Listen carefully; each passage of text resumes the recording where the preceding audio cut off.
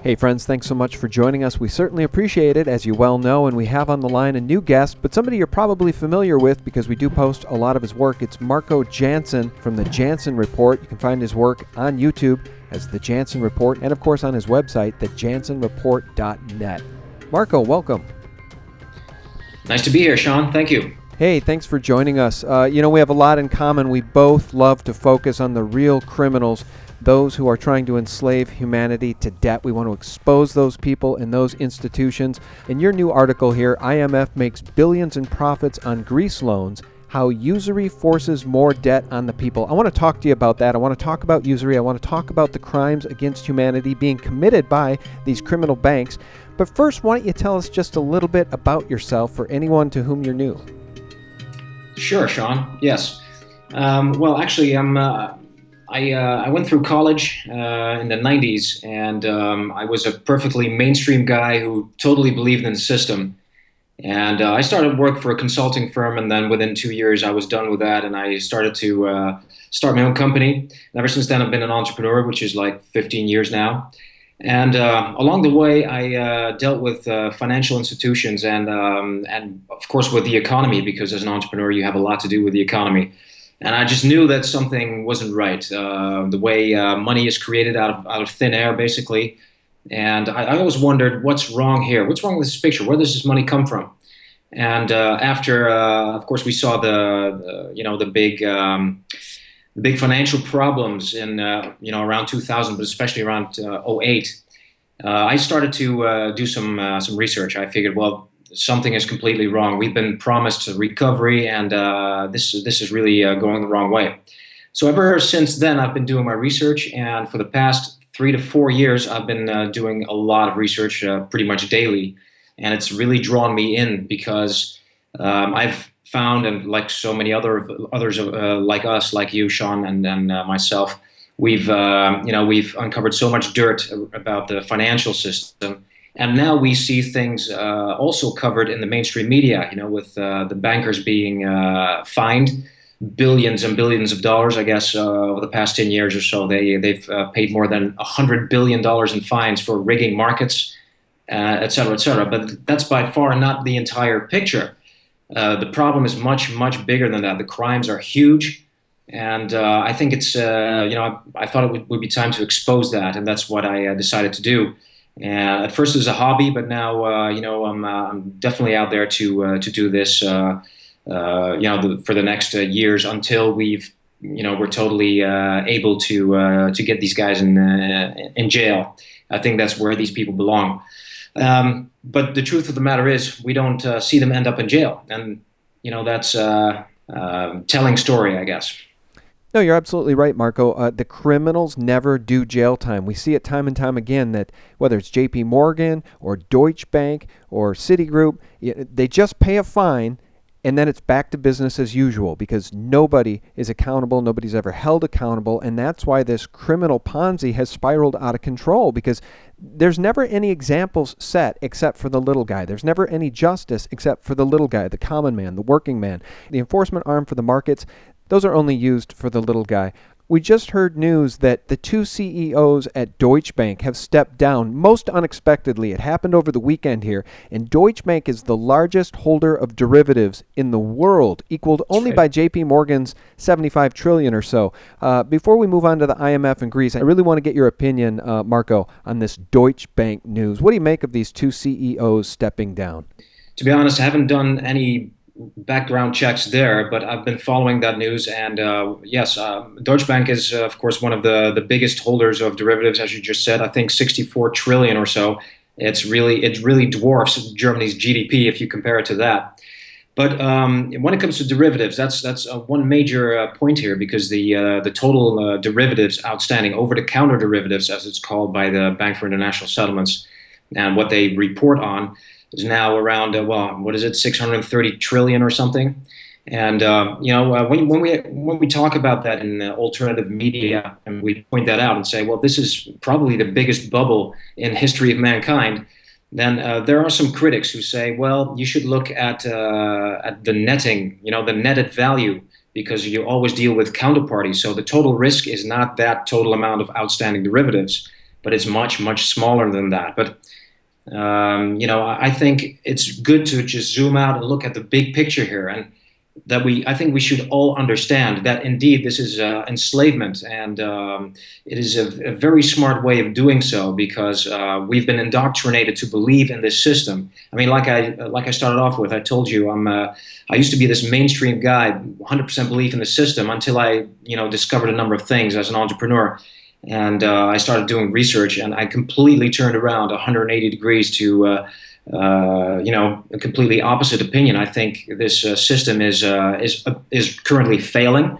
It's really a huge wealth transfer that's taking place towards a small group of people, the financial elite, if you will. And you can tell if you look at some of these statistics here. This one's actually a couple of years old already. I'm not sure if you can see it, but this is, 300 people used to have as much wealth as 3 billion people in the world. This is a study by Oxfam, I believe. But this has already changed over the past years to, 85 people holding as much wealth as 3.5 billion of the poorest people on this planet. So inequality is growing, and this can be explained by one factor only, and that's the fact that we have usury. And usury is, the practice of charging an interest that doesn't really relate to the value that you return. And when you create money out of nothing, out of thin air, and you ask for an interest, 3, 4, 5%, or even more than it used to be in the past, then this is definitely usury, and this is a way to take wealth away from the people. Yeah, it does seem like the central banks excel at that, Marco, taking the wealth away from the people. We've seen what they've done to our own fiat dollar. We know what they're trying to do to the people of Greece. And the blueprint is usury and unrepayable debt, leverage the people into unrepayable debt through corrupt politicians, and then when the debt can't be paid, take the assets, take the infrastructure. It's what John Perkins warned us about in Confessions of an Economic Hitman, right? This is what they've been doing for decades, and now they're going to do it to the people of the United States. We're not safe from this either, are we? They're going to come and take everything we have as well unless we stop them. Yes, I'm pretty sure they're actually doing that, and well, you can tell by all the fake numbers that are conjured up by the Fed, for instance, and the numbers just don't make any sense. Like the unemployment, when they're really not looking at the labor force participation rate. That's the one. This is at a low since the 70s, since Jimmy Carter. So things are not looking good there, and especially when you also look at the level of control that's out there, the level of control held by financial institutions. Actually, in 2011, a very interesting study was done by 3 Swiss professors, and I'll hold it up here. It's the network of global corporate control, and this is a very mathematical study. Which proves that there is an apex of power, if you will. They made sure that they didn't call it a conspiracy, but what we see is that they made a pretty picture like this. 147 companies really control the large corporations, and there is more centralization behind those 147 companies, and it leads back to about 0.01% of the population, which is what we've been seeing throughout the past couple of years. When all kinds of economists, especially in the alternative media, dare to speak out about that 0.01%, the people who control Wall Street, who control the Federal Reserve and the European Central Bank. And let's face it, all these major institutions are really controlled also by former Goldman Sachs people, like Mario Draghi's former Goldman Sachs. And speaking of which, Nomi Prince, who used to be a director with Goldman Sachs, she wrote an interesting book, All the President's Bankers, which goes on to show that actually the presidents over the past decades or so have all been put in place by, or at least controlled by the financial elite.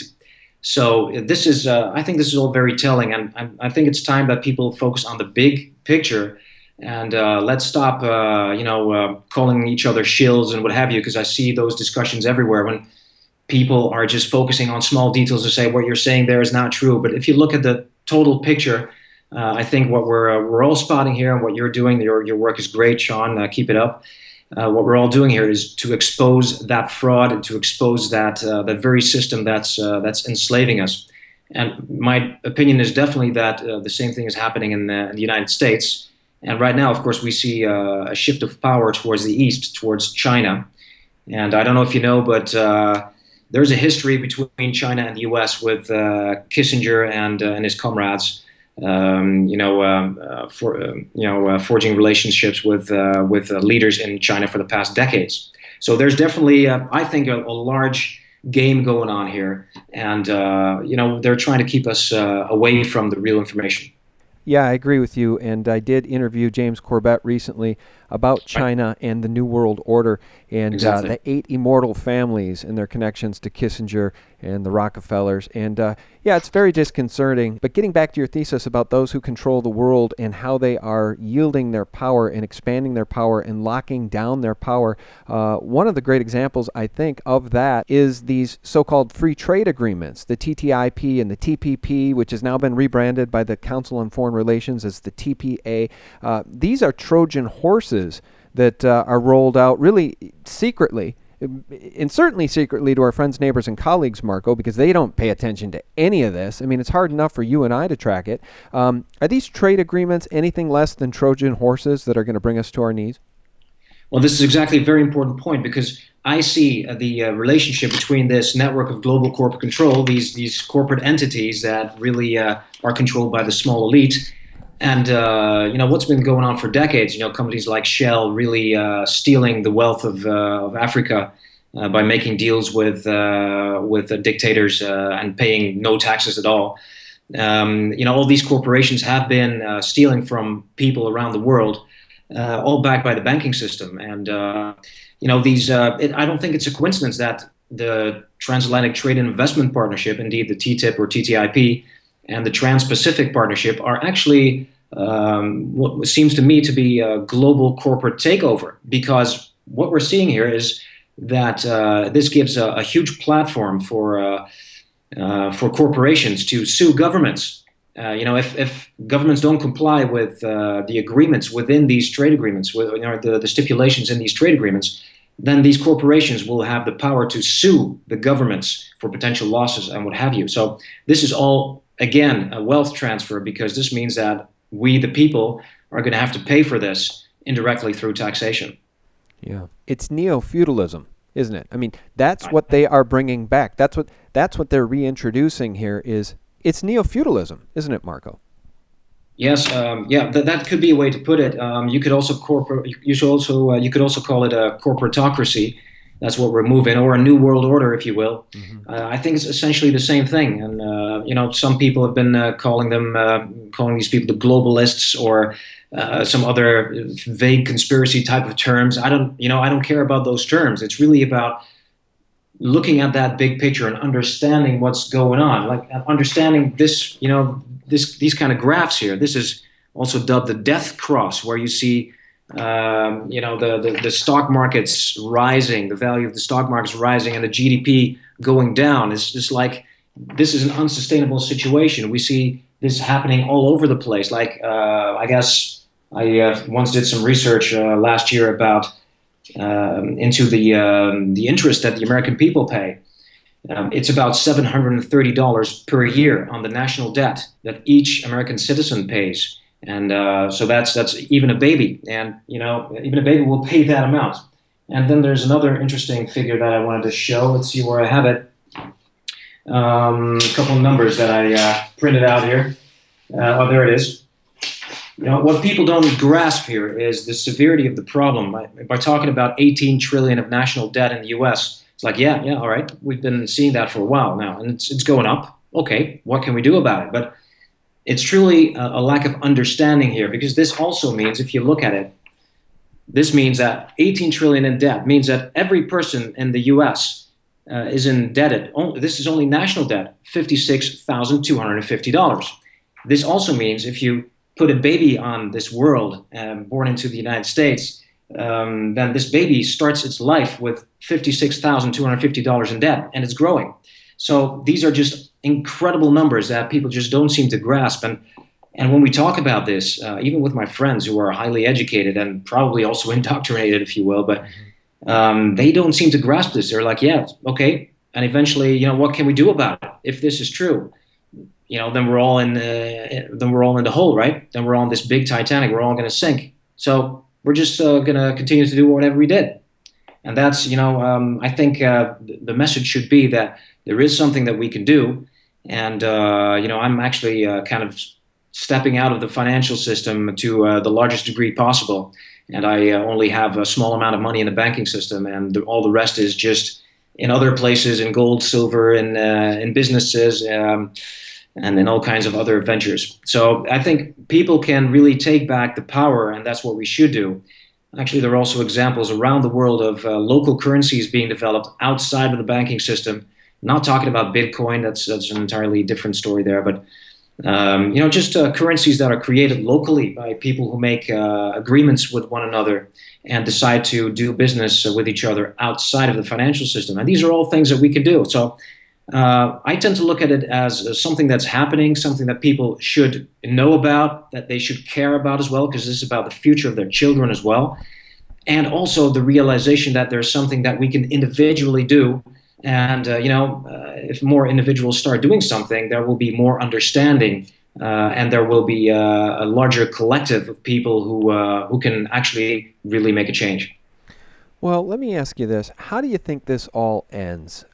You've called it unsustainable. The current economic situation globally is unsustainable. I certainly agree with you. Peter Schiff agrees with you. Kyle Bass agrees with you. Even Alan Greenspan has said the only currency you can rely on, and it's not even a currency, but the only currency you can rely on is gold. Peter Schiff has described this QE heroin that the world has become addicted to as being just that, heroin. And I think that heroin fix, that cheap money, that zero interest rate money, that's what's caused your friends and so many of the people I know to cling to their normalcy bias. I mean, that's why they can't wake up, because the stock markets only go higher. So to those people, this is going to go on forever. That they actually firmly believe that. Meanwhile, Kyle Bass, Alan Greenspan, and Peter Schiff are saying the only thing you can turn to in this thing when the music stops is gold, is physical gold. I would, of course, argue physical silver as well. How does this end? Is there any way for us to hit the tipping point back toward liberty? How do you see it ending? Well, the way the things are looking now, it doesn't look good. Let me say that. But I've always been an optimist, and I think that if we can unite, and I see people in regions, in several regions in the Netherlands where I live currently, and throughout Europe, but also I talk to a lot of people in the United States who actually do take initiatives to step out, or some Americans actually are leaving, moving to Costa Rica and other places. I don't know if that's the solution, but if we just continue to accept this and we don't do anything about it for ourselves, personally, or as a community, then this is going to end badly. And the way I see it, it can only end in a incredible wealth shift at once. From when the reset takes place, there's probably two outcomes: the financial reset, which is under the guise, of course, of the banking system, or under the leadership of the banking system, who will then maintain control, or a complete collapse of the global economy, which I think is less likely, because the financial powers that be are doing their best to prepare for all kinds of scenarios, I guess.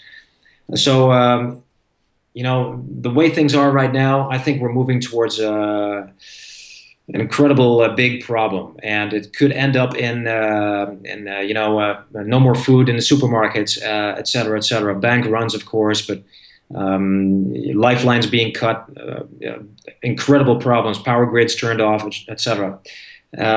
Before we go into that, I want to point to a book. It's in Dutch, actually. It's Joris Luijendijk. He's a Dutch journalist who wrote this book about the banking sector. He was actually invited by The Guardian, which is an English newspaper, a couple of years ago, to do research. And this guy, Joris Luijendijk, is not a financial, actually. So he stepped in very, open-minded, and he did research into the financial sector in the city, the Square Mile, or London, and he interviewed more than 200 bankers, people in the financial sector, also directors and people high up.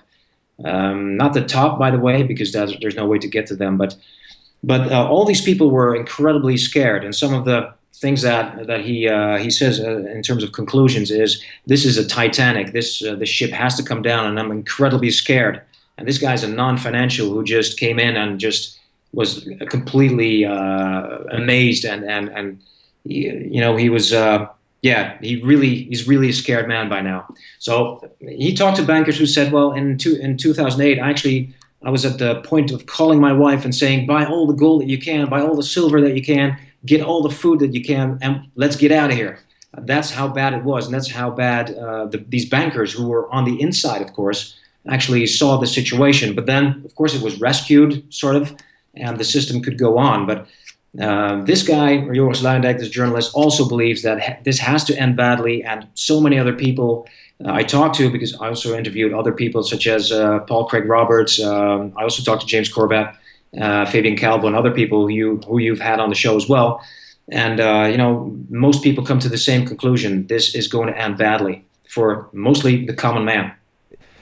Yeah, that's what we're all afraid of. And I know it sounds trite to tell people to try to protect themselves with physical precious metal.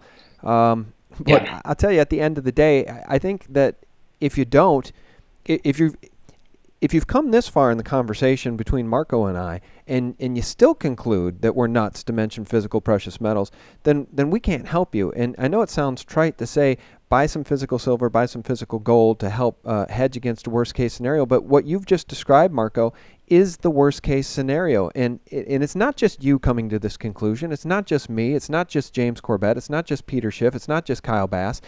It's a plethora of people from all different walks of life. Anybody that looks at the real numbers, and anybody that looks at the real data, and anybody that wants to talk about the reality of the debt horrors that we face globally, anybody who wants to look at it through the lens of truth is scared. Because when this thing ends, it's going to end very, very badly, and a lot of people are going to get hurt. And I guess my last question for you is, because you are in the Netherlands, looking back at us in the States, those of us who are stuck here, trapped here, or dumb enough to continue to stay here, what do you make of our situation? Do you think the United States looks as tyrannical from an outsider looking in as it does to me being here? Because with Jade Helm and the Pentagon not being able to account for $8.5 trillion, and for the powers that be to give us Jeb and Hillary in 2016 and no other viable choices, the Mockingbird media tells us, it's about as fascist and tyrannical as I can imagine living here. What's your perspective from the Netherlands? Well, the way I see it, and I have a lot of friends in the U.S. Also people in Wall Street, by the way. I know a couple people there. One of them went to high school with me in the Netherlands, actually, and they come with the same stories. I mean, and the way I see it, when I look from the outside in, I mean, I have a lot of contacts inside, but the way we see it in the Netherlands also is there's a lot of police brutality. Of course, with all the NSA spying and everything, we all know that something is definitely wrong there. But the way you could probably put it is, and that's something that Paul Craig Roberts told me during our interview last year. He said, I guess, well, I conclude, that's what he said, I conclude that the US is the most complete police state in the history of man, at least a recorded history of man. And that's probably a way to put it. I think what we're going through right now is, 1984 by George Orwell, that type of scenario. And not just in the States, but also in Europe and the rest of the Western world, maybe the entire world. When I just recently I saw this big billboard by HSBC saying, your DNA will be your data. This is how far it's going. We're talking about transhumanism and what have you, but these are developments that are going on. AI, I guess Elon Musk even said, well, this is one of the scariest developments, and we should really, really be wary of that. So we're talking about the banking sector here, and this big scams going on there, the big protectional measures that are surrounding these bankers because they control the powers in political regions as well. But it's much more than that. You also talked to Dane Wigington, I believe. I interviewed him last year as well sometime. Right. He talks about geoengineering, and I think there's a lot of evidence for that as well to go on. And, all these wars that are fought, not just on the ground or in the air, but also using HARP technology. There are a lot of scary things going on. And, the way some people put it is, well, we're looking at a new world order that's being put in place here. And whether it's a smooth ride for these people, or whether maybe Russia is on the other side, who knows? Maybe it's just controlled opposition. It's very hard to discover that, but to prove that. But we are definitely headed in that direction if we don't find something to stop it, some way to stop it. And this new world order is not benevolent. I don't believe that for a second. And the scary thing is that even people who come to the conclusion that we're in a very, very bad situation financially, like this guy that I referred to, Joris Luijendijk, one of his conclusions is, well, we should probably go for a world government because then we can centralize legislation and we can make the banking system fairer. I mean, that's scary to me. Even if an independent guy like that comes to the conclusion that probably a world government is the best solution, then I think we're definitely headed the wrong way, because the way I see it, that is the scariest development ever. Yeah, it sure is. And it reminds me of Aaron Russo, the famed Hollywood producer who's no longer with us, and his documentary, From Freedom to Fascism. One of the most powerful interviews I've ever heard was the Alex Jones interview with Aaron Russo, in which Aaron Russo divulged his relationship with Nick Rockefeller, and Nick Rockefeller said this was the plan. This has always been the plan. They were going to initiate a false flag act in New York. He didn't say what. Turns out that was 9/11. And from that event would stem a police state and wars without end. And we would all lose our liberties, and the bankers would ultimately move us to data chips implanted in our bodies, where all our information, as you just said, the DNA, your DNA will be your banking information. That is the transhumanist nightmare that they're taking us and moving us toward, Marco. And it is the scariest damn thing I can imagine, because if humanity embraces it, humanity dies. If humanity rebels and fights against it, it's an age-old story. It's serfs fighting against queens and kings and monarchies. That's our future. Either we fight it or we become slaves. It seems to be that way, yes. Yeah. But I think there's hope, and we're still here. We still have some freedoms left, and I think we should all take action by educating ourselves about the banking system, because the way we started off with usury, and of course the IMF in Greece, a very good example of how debt begets more debt. The IMF provides a loan to Greece plus interest. So the people of Greece will have to repay that loan plus the interest. And you would think that if it's a benevolent thing, then the IMF should probably do its best to try and provide that money for free without interest. At least I think that's the least thing they could do. But they don't care about that. It's really the mechanism here that's most important. And this money, this loan by the IMF, obviously is used to pay off the debts to the banking system. So this is another bailout. It's all about bailout scenarios or bail-in scenarios when they, in the near future, come to confiscate your money from your bank account. And there's another development that's very scary. Of course, it's the next step in this process is the cashless society.